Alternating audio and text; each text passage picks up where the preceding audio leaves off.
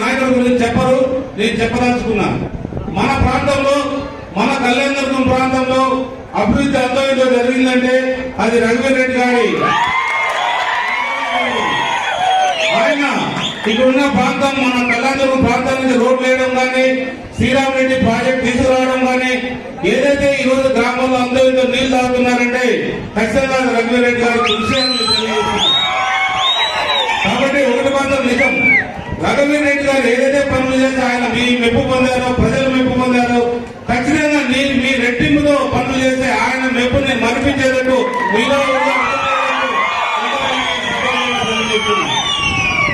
మీరు చాలా మంది మన సోదరులు చాలా విషయాలు అడిగారు. యువతికి ఉద్యోగాలు లేవని. ఖచ్చితంగా చాలా మంది యువతి యువకులు చాలా బాగా చదువుకునే ఉన్నారు. వాళ్ళందరూ కూడా ఇప్పుడు మన తిప్పేశామన్న గారు చెప్పారు, వాళ్ళకి యువకులందరూ కూడా పరిశ్రమ రావాలండి. ఖచ్చితంగా పరిశ్రమ రావాలి. ఎందుకంటే మనకి ఇక్కడ ఏపీఐసీస్ ల్యాండ్ ఆల్రెడీ గవర్నమెంట్ సంబంధించిన ల్యాండ్ 1000 ఎకరాల దాకా ఉంది. ఆ 1000 ఎకరాలు ఎప్పుడైతే మనము మౌలిక సదుపాయాలు మెరుగుపరుచుకుంటామో, అంటే రోడ్లు కానీ నీళ్లు కానీ ఎప్పుడైతే తెస్తామో, వాళ్ళు పరిశ్రమలు పెట్టేవాళ్ళు కూడా ఖచ్చితంగా వస్తారు. ఆ పరిశ్రమలు తీసుకురావడానికి నేను కృషి చేస్తాను. ఎందుకంటే ఖచ్చితంగా రావాలని యువతి యువకులకు కావాలి. ముఖ్యంగా అమ్మాయిలకు ఒక విషయం తెలియాలి, వాళ్ళ తల్లిదండ్రులకు తెలియాలి.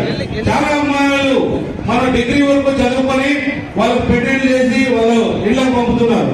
అలా కాదు, చాలా మంది తెలివైన అమ్మాయిలు కూడా ఉన్నారు. వాళ్ళందరూ కూడా మంచి ఉద్యోగ అవకాశాలు కూడా ఉన్నాయి.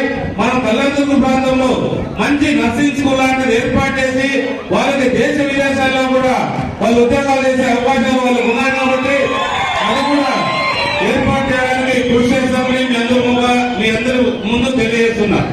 అలాగే చాలా మంది అడిగారు మన సోదరులందరూ కూడా, 1-2 ఎకరాల స్థలం మా హాస్టల్ కానీ, శ్రీకృష్ణ టెంపుల్ కానీ ఇక్కడ కళ్యాణదుర్గం ప్రాంతంలో ఖచ్చితంగా ఏదైతే ఉందో ఖచ్చితంగా 2 ఎకరాల స్థలాన్ని నింపించి తీరుతారు మీ అందరి మొక్కుబడి కోసం. ఎందుకంటే మనం శ్రీకృష్ణ ఆదరిస్తాం. ప్రతి ఒక్కరు కూడా శ్రీకృష్ణుడు అంటే నవ్వుతూ ఆహ్వానించే పరమాత్ముడు ఆయన. కాబట్టి ఆయన ముందు నేను ప్రమాణం చేసి చెప్తున్నా, ఖచ్చితంగా